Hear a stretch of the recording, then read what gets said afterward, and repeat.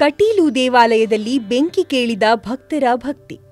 ಶತಮಾನಗಳ ಇತಿಹಾಸ ಹೊಂದಿದ ಅಗ್ನಿಕೇಳಿ ಆಚರಣೆಯಲ್ಲಿ ಭಕ್ತರು ಬೆಂಕಿಯ ಪಂಜುಗಳನ್ನು ಪರಸ್ಪರ ಎಸೆದುಕೊಂಡು ದೇವಿಯ ಆರಾಧನೆಯಲ್ಲಿ ತೊಡಗಿದರು.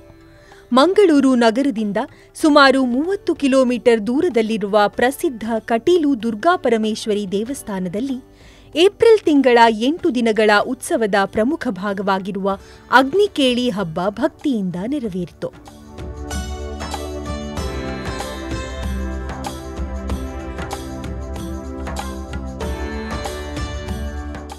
ಅತ್ತೂರು ಮತ್ತು ಕೊಡೆತ್ತೂರು ಗ್ರಾಮಸ್ಥರು ಧೋತಿ ಧರಿಸಿ ಬೆಂಕಿಯ ಪಂಜುಗಳನ್ನು ಪರಸ್ಪರ ಎಸೆದು ದುರ್ಗಾಮಾತೆಯ ಕೃಪೆಗೆ ಪಾತ್ರರಾಗುವ ಆಶಯದೊಂದಿಗೆ ಈ ಹಬ್ಬದಲ್ಲಿ ಭಾಗವಹಿಸಿದರು.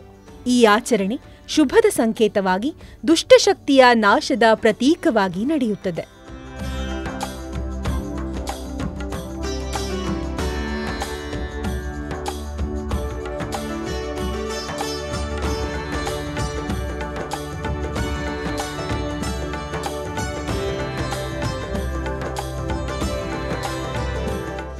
ಸ್ಥಾನ ದಕ್ಷಿಣ ಕನ್ನಡ ಜಿಲ್ಲೆಯಲ್ಲಿ ಪುಣ್ಯ ಕ್ಷೇತ್ರಗಳಲ್ಲಿ ಒಂದಾದಂಥ ಈ ಕ್ಷೇತ್ರ.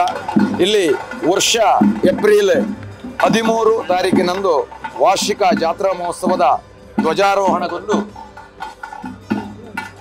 20 ತಾರೀಕು 19ರಂದು ಹಗಲು ರಥೋತ್ಸವ, 20ರಂದು ದೇವರು ತಾಂಗಡಿಗೆ ಹೋಗಿ ಅಲ್ಲಿಂದ ಬಂದು ಬ್ರಹ್ಮರಥದಲ್ಲಿ ರಥೋತ್ಸವ ನಡೆಯುತ್ತದೆ. ಅದ ನಂತರ ಚಂದ್ರಮಂಡಲದಲ್ಲಿ ದೇವರು ಜಲಕದ ಕಟ್ಟೆಗೆ ಹೋಗಿ ಅಲ್ಲಿ ದೇವರ ಜಲಕ ಆದ ನಂತರ ಅತ್ತೂರು ಹಾಗೂ ಕೊಡೆತ್ತೂರು ಗ್ರಾಮಸ್ಥರ ನಡುವೆ ಈ ಒಂದು ವಿಶೇಷವಾದಂತಹ ಬೆಂಕಿ ಆಟ. ಇದಕ್ಕೆ ತುಳುವಿನಲ್ಲಿ ತೂಟೇದಾರ ಸೇವೆ ಎನ್ನುವಂತ ಹೆಸರಲ್ಲಿ ಕರೀತಾರೆ.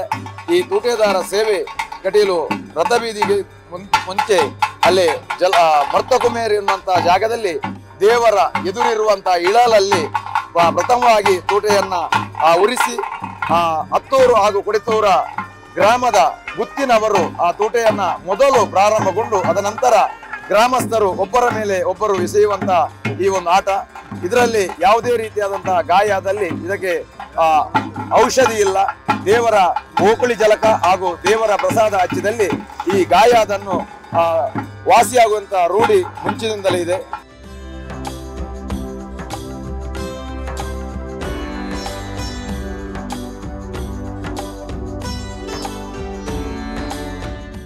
ಬಹಳ ಅನಾದಿ ಕಾಲದಿಂದ ನಡೆದಂತಹ ಸಂಪ್ರದಾಯ ಇಲ್ಲಿ ತುಂಬ ವಿಶೇಷವಾಗಿ ಅದು ನಡೀತದೆ. ಮತ್ತು ತುಂಬ ಹಿಂದಿನಿಂದಲೂ ನಡೆದಂತಹ ಕಾರ್ಯಕ್ರಮದಲ್ಲೂ ಈ ಒಂದು ತೂಟೆದಾರ ಅನ್ನುವಂತಹದ್ದು ಕೇವಲ ಜಳಕ ಮುಗಿದ ಬಂದ ಮೇಲೆ ದೇವರ ಸನ್ನಿಧಾನದಲ್ಲಿ ನಡೆಯುವಂಥದ್ದಲ್ಲ. ದೇವರ ಅವಭೃತಕ್ಕೆ ಹೊರಡುವ ಮೊದಲೇ ಒಂದು ವಸಂತ ಮಂಟಪ ಅಂತ ಕ್ಷೇತ್ರದಲ್ಲಿದೆ.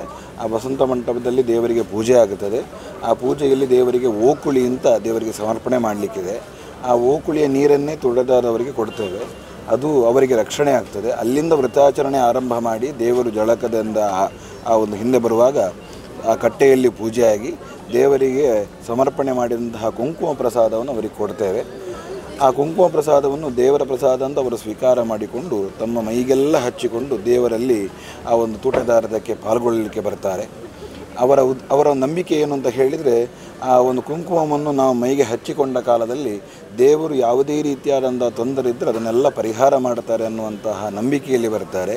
ಆ ನಂಬಿಕೆಯನ್ನು ದೇವರು ಇವತ್ತಿಗೂ ಅನುಗ್ರಹಿಸಿದ್ದಾರೆ ಅನ್ನೋದಕ್ಕೆ ಇದುವರೆಗೂ ತೂಟೆದಾರದಲ್ಲಿ ಭಾಗಿಯಾದವರಲ್ಲಿ ಯಾರಿಗೂ ಯಾವುದೇ ರೀತಿಯಾದಂಥ ತೊಂದರೆ ಆಗಲಿಲ್ಲ ಅನ್ನುವಂಥದ್ದೇ ವಿಶೇಷವಾದಂಥ ವಿಚಾರ. ಅಗ್ನಿಕೇಳಿ ಹಬ್ಬದ ವಿಶೇಷವೆಂದರೆ ಬೆಂಕಿಯ ಪಂಜುಗಳ ನಡುವೆಯೂ ಯಾವುದೇ ಅನಾಹುತಗಳು ಸಂಭವಿಸುತ್ತಿಲ್ಲ. ಇದು ದುರ್ಗಾಪರಮೇಶ್ವರಿ ದೇವಿಯ ಕರುಣೆ ಎಂಬ ನಂಬಿಕೆಗೆ ಮತ್ತಷ್ಟು ಬಲ ನೀಡುತ್ತದೆ. ಅದು ಕೇವಲ ಒಂದು ಹಬ್ಬವಲ್ಲ, ಅದು ಭಕ್ತಿಯ ಶಕ್ತಿ, ಸಂಪ್ರದಾಯದ ಸಂಕುಲನ, ದೇವಿಯ ಆಶೀರ್ವಾದದ ಆಲೋಚನೆಯ ಪ್ರತೀಕ. ಕಟೀಲಿನ ಅಗ್ನಿಕೇಳಿ ನಿಜಕ್ಕೂ ಪವಿತ್ರತೆಯ ಬೆಂಕಿಯಲ್ಲಿ ಬೆಳೆದ ಭಕ್ತಿಯ ಕಾವ್ಯ.